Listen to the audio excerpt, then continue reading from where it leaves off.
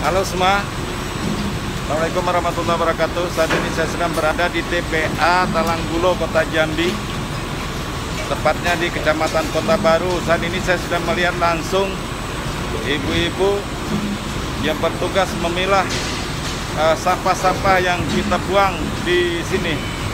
Seperti inilah keadaan mereka setiap hari mengolah sampah yang kita hasilkan dari rumah tangga, dari kantor, dari pabrik, dan segala macam.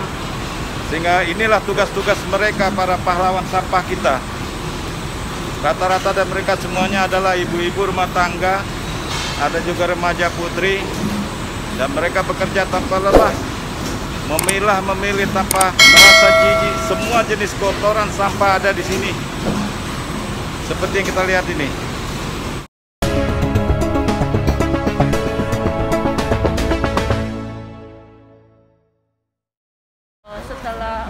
Setelah konstruksi kan ada pas operasional, ada pelatihan. Jadi pelatihan ini kan juga dilakukan oleh PP. Jadi kami Visner ini mensupervisi itu sampai di mana pelatihannya sudah sesuai SOP atau belum gitu kan.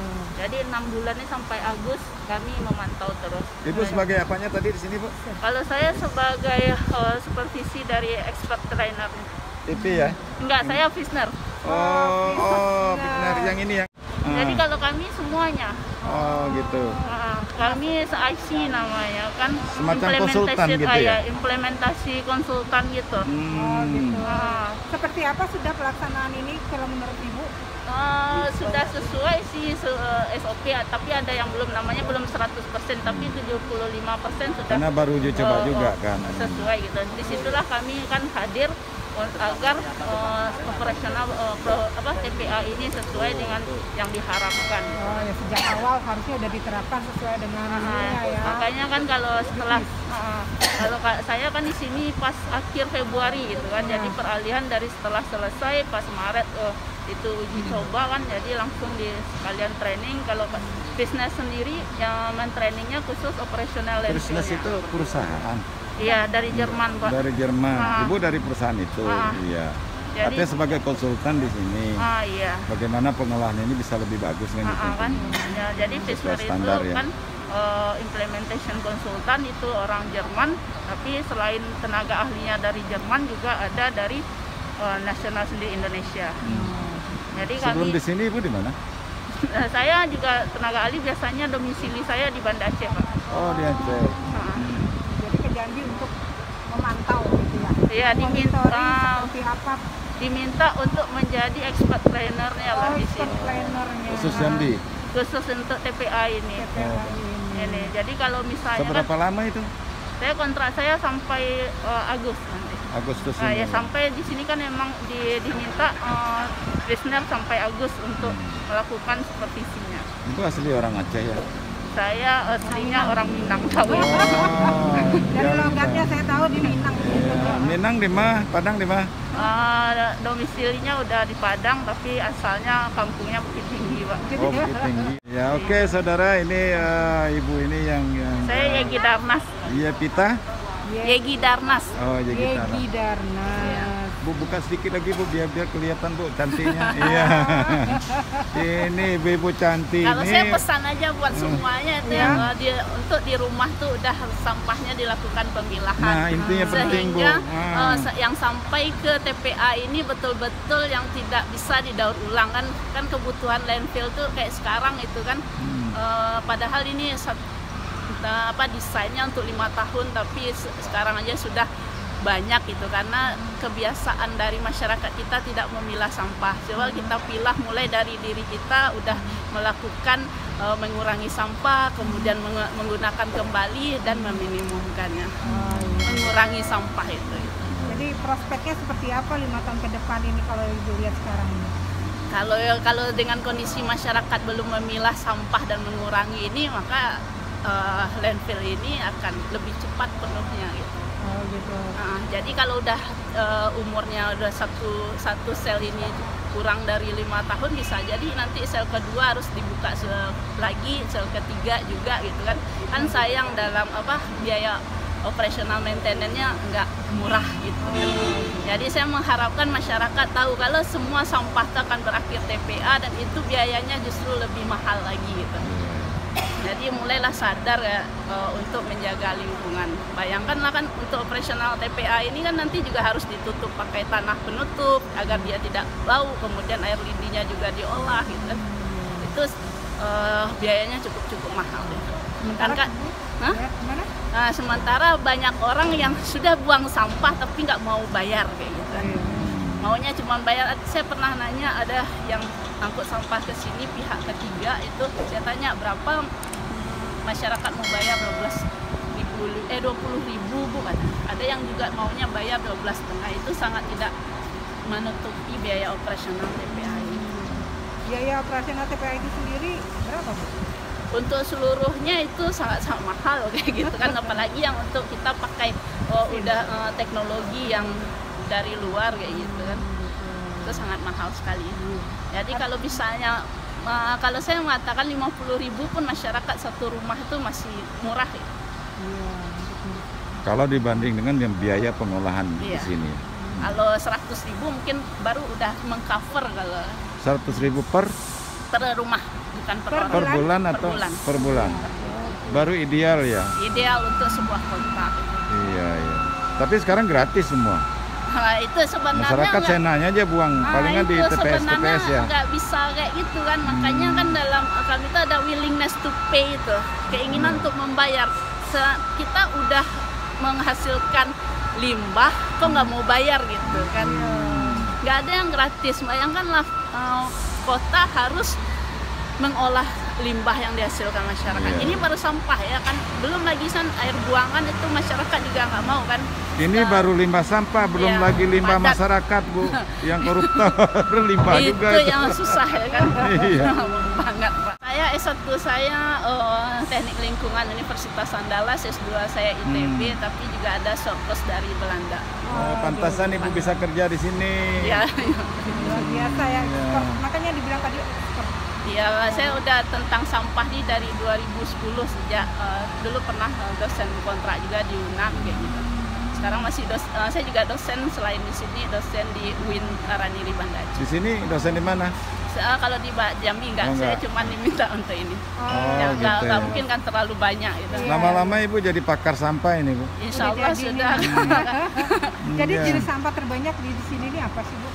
Jenis sampah itu, ini kan tercampur semua Bu. Jadi yang paling banyak itu kan sampah rumah tangga itu kan ada yang pampersnya, kemudian yang dari buah-buahan, kemudian bekas masak, dan paling banyak itu sampah kresek plastik. Plastik. Kantong kresek ya. Jadi kalau makanya saya bilang untuk mengurangi itu kan kayak kresek tuh seminimum mungkin kita pakai gitu kan. Kadang kan harusnya misal kita belanja nih kan, kadang cobalah untuk menolak kantong plastik gitu. Kadang orang kan bingung, saya sendiri juga sering kan, gak usah pakai kantong, nggak apa-apa gitu kan, nggak apa-apa sih mengurangi sampah. Kadang bingung orang, tapi kalau kita udah biasa belanja di sana, udah sering nolak itu, mereka nggak akan kasih kantong lagi gitu. Kan tapi itu kan gini Bu, sisi lain ya Ibu bilang tadi jangan lagi memakai kantong kresek atau kantong lain yang berbahan plastik. Tapi pabrik plastik juga masih ada Bu. Itu pabrik kantong kresek juga masih banyak. Di Jambi ada Bu.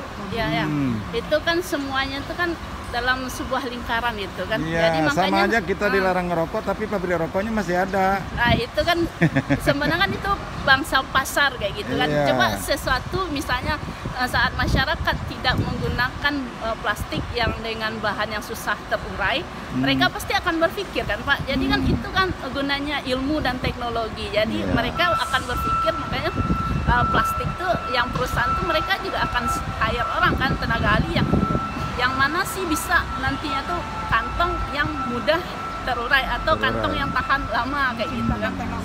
Iya. Itu kan sebenarnya kalau misalnya semua berpikir kayak gitu, kita akan tetap jadi bangsa kayak gini, nggak akan berpikir untuk maju kan. Tetapi kan ada juga kebijakan yang ambigu Bu. Ini misalnya hasil akhir dari pemilahan ini kan nantinya juga bisa dihasilkan tuh bahan baku biji plastik Bu. Ya itu tapi akan menghasilkan plastik lagi. Itu nah kan ini gimana? makanya kan ada bahan-bahan plastik yang bisa didaur ulang kayak gitu kan.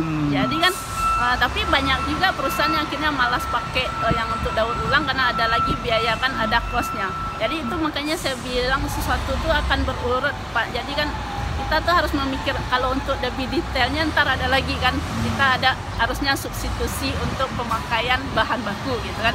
Jadi kan semuanya diawali dari pabrik itu kalau emang betul-betul concern kan. Mulai dari pemilihan bahan bakunya yang tidak akan mencemari lingkungan, kemudian pada produksinya gimana sih nanti nggak menghasilkan limbah gitu. Jadi itu yang namanya teknologi bersih. Jadi kan intinya, saudara ini orang Minang jadi pakar sampah ini. Iya, jadi kalau saya bilang kan, kalau seandainya betul-betul pemerintah bikin sebuah kebijakan yang care sama lingkungan itu pasti insya Allah Indonesia ini akan bagus ya. Itu intinya akhirnya ya seperti tadi kan, yang namanya saat kita atau pemerintah bikin kebijakan yang bagus pasti kan akan ada yang komplain gitu kan. Atau misalnya ada yang itu biasa, sampai semuanya itu akan terbiasa sendiri kan. Nah, misalnya saya paksa Bapak untuk pilah kan, pasti Bapak nolak. Alah gimana nih Bu Yegi kan, di TPS juga nanti dicampur ini lagi kan. Kalau semua orang kayak gitu nggak akan berlaku.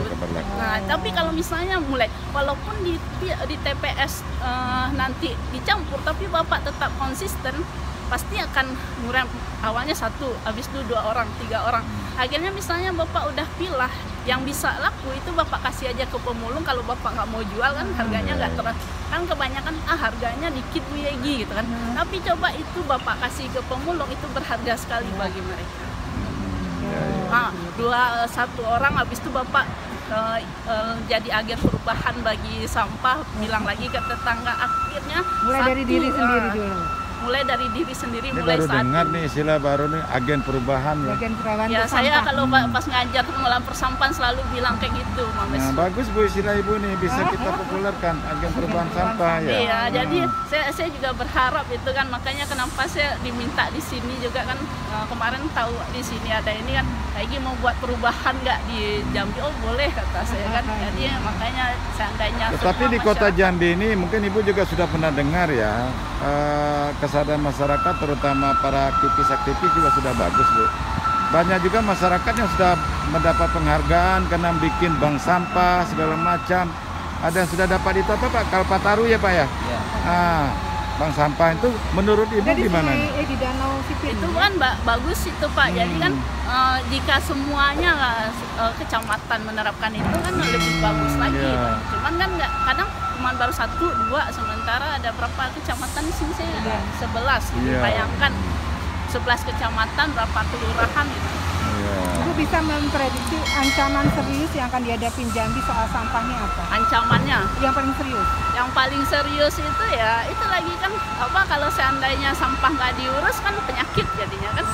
Bayangkan sampah jika nggak diangkut aja ke TPA ini kan, dibiarkan di TPS itu hujan pastinya ada air India kan, air kemudian masuk ke tanah banjir, atau ke mana, ke badan air itu udah mencemari kan, baunya lagi kan banyak aspeknya tuh. Yang terutama sekali itu kan adalah kesehatan masyarakat. Terus kalau misalnya juga sampahnya masuk ke selokan dan lain-lain itu banjir lagi semua ya. Bu, dari ada yang Ibu lihat ini, kemudian fasilitas yang sudah ada ini ya. Ini seperti apa Ibu melihat keseriusan pemerintah Kota Jambi ini? Kalau keseriusannya sangat serius ya. Sejauh ini kan selama ini udah 3 bulan saya di sini ya, alhamdulillah serius itu. Kalau ada kendala kemudian udah nggak teratasi oleh UPTD, terus kemudian saya pergi minta ketemu dengan Pak Ardi ya, kadisnya, itu kami dikasih waktu terus ditanggapi gitu kan. Jadi alhamdulillah serius gitu kan. Dan ini kalau saya pengennya ya hal-hal ini selalu ditingkatkan, jangan hanya pas kami karena mengawasi harus sesuai ini saja gitu kan 6 bulan ini. Jadi saya berharap ini berkelanjutan, karena sayang banget jika TPA ini tidak beroperasi sesuai SOP, karena ini adalah itu ya utang kita pada Tapi ini kan udah SOP Pak ya, ya, sesuai. ya makanya saya bilang ini kan alhamdulillah sesuai Ya. SOP. Jadi saya harapkan sampai beberapa tahun selalu dijaga. dipertahankan. Nah ya, Ya. kan kalau sekarang kan kami mengawasi kalau ini nggak dilakukan kayak tadi, ini nggak boleh Karena ambil. ada ibu bagus, Iya. itu enggak gitu ya. Ya itu kan karena kami masih mengawasinya Pak. Ini Pak Bambang. Tantangan. Ini tantangan buat Pak Tantangan. Bambang. Ya kan ini. kayak misalnya ini kan ini nggak bisa, jadi harus diambil ya ini ya. Jadi itu selalu kayak gitu kan. Ya saya harap kan kayak gitu. Gitu. Ya, Oke Bu, terima kasih. Ya sama-sama, semoga ada perubahan dengan Iya, iya. adanya berita Iya, ini. Terima iya, kasih iya. banyak. Kasih Bu Semoga Yeti. ya semoga masyarakat Jambi selalu menjaga kebersihannya dimulai dari diri sendiri dan dari saat ini. Amin. Mari kita doakan semoga para kerja di sini semua dalam keadaan sehat, tetap semangat, dan inilah profesi mereka juga yang patut kita hargai. Karena tanpa mereka, lingkungan kita, tempat tinggal kita, kota kita pasti akan menjadi kotor dan tidak akan bisa indah dan bersih seperti yang ada sekarang di kota Jambi. Inilah tugas-tugas mereka. Tolong buang sampah pada tempatnya sehingga bisa mereka memilah dan memilihnya dengan baik. Dan itu salah satu tugas kita untuk mensupport mereka.